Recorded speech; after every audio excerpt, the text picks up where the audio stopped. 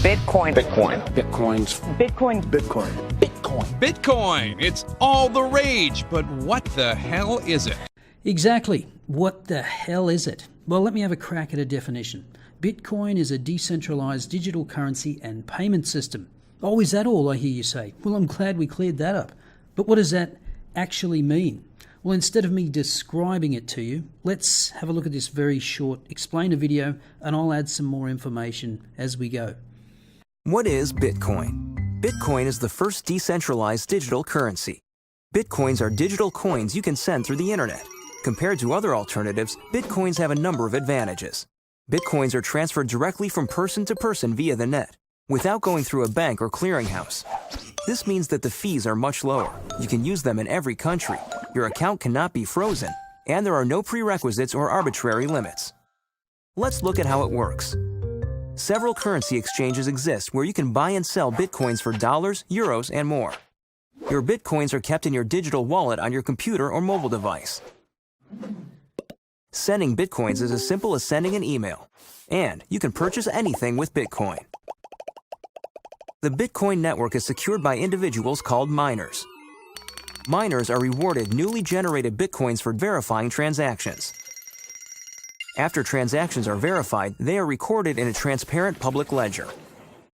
Okay, let's start with the obvious. There are no notes, no coins, just bits and bytes. Now, if you're like me, you may already transact electronically for most things, but unlike paying via credit card or sending money through PayPal, there's no financial institution skimming off fees along the way.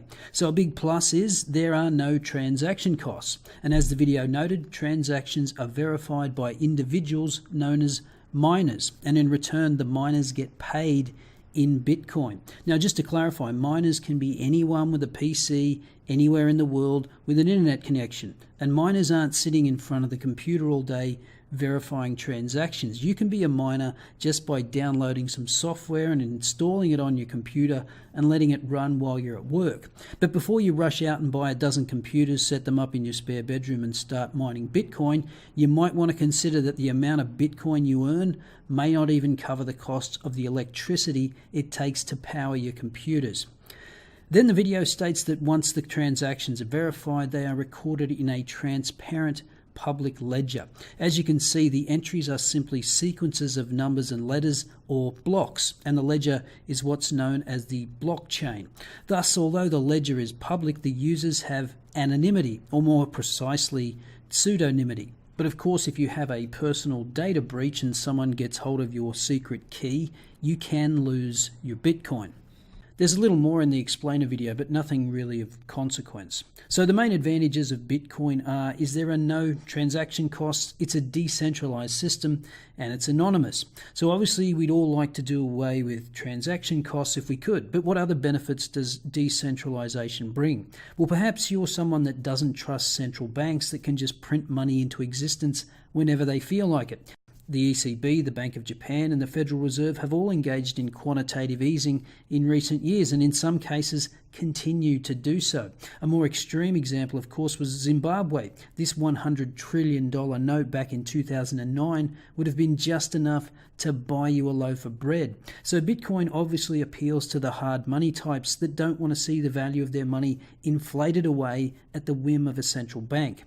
So what's to stop an endless supply of Bitcoins being created? Well, the supply of Bitcoins is limited to 21 million. After that, no more will be created. Here's an explanation from an excellent documentary on Bitcoin, link in the description. What you could think of as like every 4 years, about half the remaining Bitcoins are given out. Okay, so for the first 4 years, every 10 minutes, 50 were given out. Next 4 years, 25, and then next, and so on. So eventually that kind of trails off, and in the year 2140, no more will be issued. And that's how we know there will only ever be 21 million Bitcoins created, because if you do the math, that series works out to 21 million. And if you're wondering, more than 75%, or just over 16.5 million Bitcoins are in circulation to date. Also, the smallest unit of Bitcoin is 1/100 millionth of a Bitcoin. As of making this video, one Bitcoin is worth approximately US $4,230. So 1/100 millionth of that is a minuscule amount. Even if Bitcoin were one day worth $1 million, for 1 Bitcoin. That would mean the smallest unit would be worth 1 cent.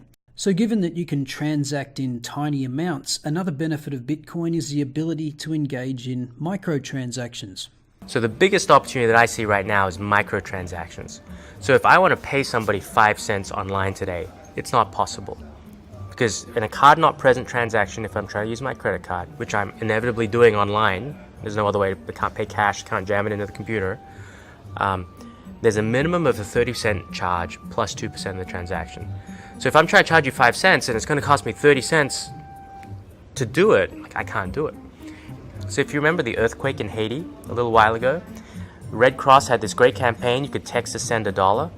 That was a one-off thing, you haven't seen that again. And the reason was because in that one instance, everybody waived their fees.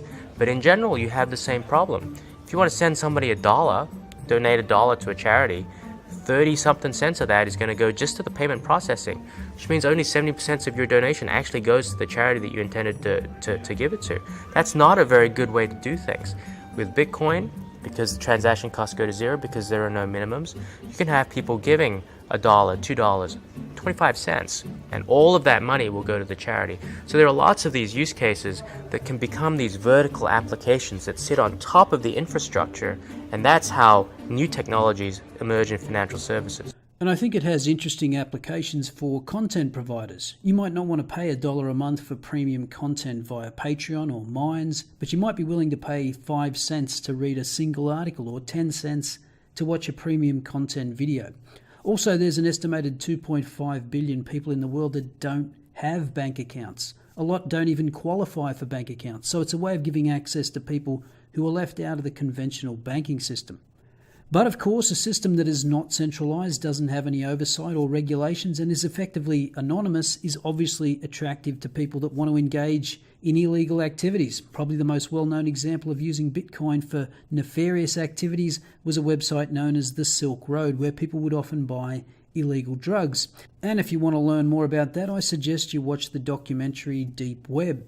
There have also been reports of Bitcoin used to hire hitmen. So obviously Bitcoin is attractive to those that don't want authorities to find out what they're doing. But given that commercial banks have been money laundering billions of dollars for all kinds of purposes, I don't think that's a reason to label Bitcoin as too dangerous.